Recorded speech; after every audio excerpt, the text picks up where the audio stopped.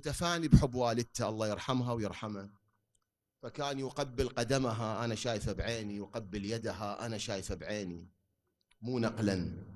وكان يقرأ لها تعزية على الحسين، والدته بس يقعدها ويقرأ لها تعزية وهي تبكي وهو يبكي. طبعا ووالدته هي هم كانت تنعى على الحسين، والدته هم كانت تنعى على الحسين، وهو يقول أنا تعلمت النعي من والدتي على الحسين عليه السلام. هاي أيضا من مشاهداتي أيضا السيد حتى في غرفة نومه كنت أسمعه ينعى على الحسين ويبكي. مثلا لما كنا نسافر من مكان إلى مكان بسيارته، أكثر الطريق هو ينعى على الحسين ويبكي بالسيارة، السايق وياه 2 3 وياه، هو ينعى على الحسين أكثر الطريق، وإن كان الطريق طويلا هو الطريق ياخذه كله نعي ويبكي، هو يبكي على الحسين عليه السلام. اللي أريد أقوله علاقته بالحسين مو فقط علاقة منبر وحالة رسمية، وأبدا علاقته مع الحسين يعني هو ينعى في داره لما يختلي بنفسه على الحسين أكثر مما ينعى للناس. هذا أنا شفته بعيني ما حد نقل لي.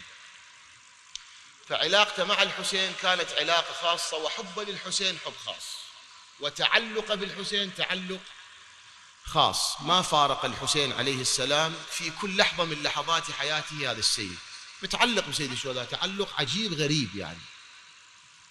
وقد رأى من كرامات الحسين هذا السيد الكثير، يعني لو أراد أن يكتب الكرامات اللي رآها من الحسين المرتبطة به واللي شافها واللي سمعها يكون يألف مجلدات حقيقة، مو مبالغة.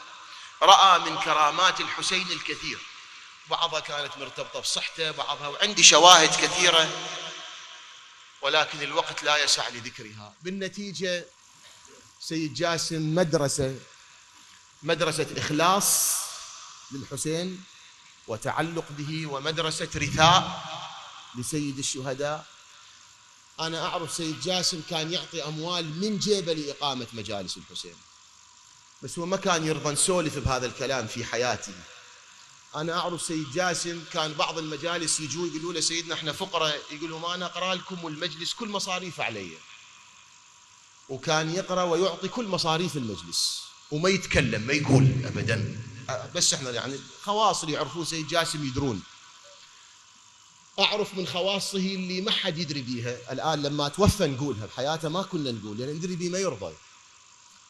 من خواص السيد اللي أنا كنت أعرفها، كان لما يعرف خطيب من خطباء المنبر الحسين السنة ما قرأ، مثلا ما حصل مجلس ما قرأ، كان يسأل منو السنة خطيب ما قرأ من خدمة المنبر، منو ما قرأ السنة، خطيب رادود شاعر، يقولوا له فلان فلان فلان، يقول لهم هذا خطية هم عنده عائلة عنده أطفال، فهاكم هذا فد مبلغ اعطوه اياه، قالوا لي يا هدية من الحسين، لجوا سيد جاسم هذا اعطوه اياه بعنوان هدية من الحسين عليه السلام. فكان يوصل له المبلغ وهو لا يعلم من أين. هذه أنا شاهد عليها، مو مرة مرتين 3 10 20، كل سنة يتفقد خدام الحسين الماقاري، هو يدير باله عليه، هو يساعده، هو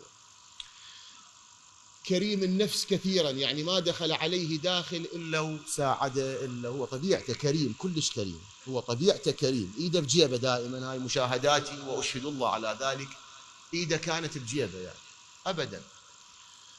وهكذا مكارم هذا السيد كثيرة، يعني شنو أريد أسولف عنه، شنو أريد أقول عنه، مكارمه كثيرة. أستذكر لكم حادثة من حوادثه اللي قليل من يدري بيها. سنة من السنين أحد خدمة المنبر إذا تلتفتوا لي ما قرأ في مكان بالكويت، على أساس هو يقرأ في ذلك المكان، وصار فد عارض كذا ما قرأ، فإجا وقالوا للسيد تقرأ سيدنا بمكانه؟ قال أقرأ، مع أنه كان عنده عدة مجالس مثلا 6 مجالس 7 8، قال أقرأ فقرأ.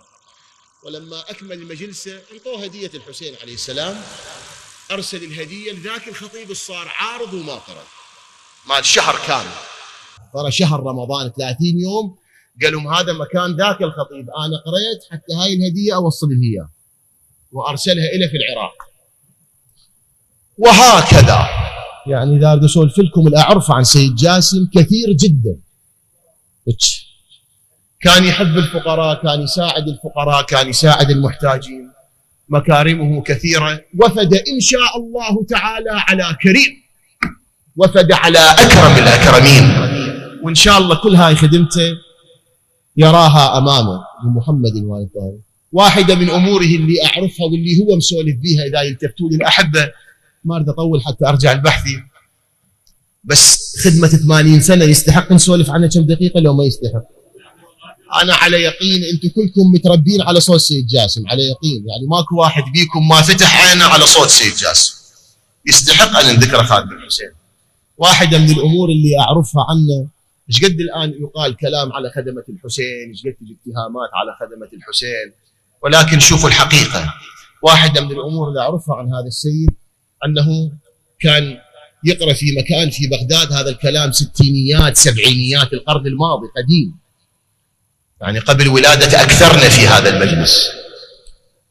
كان يقرأ في عند تاجر في بغداد وكذا، إجاه فقير، هو بتعبير سيد جاسم يقول يبيع داطلي، يقول بهالبساطة هذه، يقول يبيع داطلي. قال سيدنا بدك تقرأ لي وأنت كذا وأنا أحبك وكذا. يقول قلت له السنة الجاية يمك أقرأ لك. يقول هذا بهاي المهنة مالته يجمع خاله دخل، شي يحصل من هاي المهنة البسيطة مالته اللي هي صينية يخلي بيها داطلة ويبيع، يقول يشيل منها درهم درهمين يخلي بهذا الدخل مالته للحسين. هاي مجلسة مال 10 أيام محرم. فيقول أنا قريت له سنة من السنين 10 أولى، مع أنه سيد جاسم كان يقرأ تجار، كان يقرأ شخصيات كعافهم لأجل هذا الفقير. قال حتى ما أكسر قلبه، ما يقول الحسين كذا يشوف. يقول وقريت له 4 سنين أو 5 كل سنة 10 محرم، ومن أكمل يوم العاشر يكسر الدخل مالته يطلع لي ذني الخردة. يقول أنا لما أقول له ذني هدية مني إلك ليه حسين ذني. يقول وقريت له 5 سنين 6 هذا أبو الدخل، وعفت الأول والتالي من أجله حتى ما أكسر قلبه بخدمة الحسين. هذا مدرسة ومو مدرسة؟ والله مدرسة.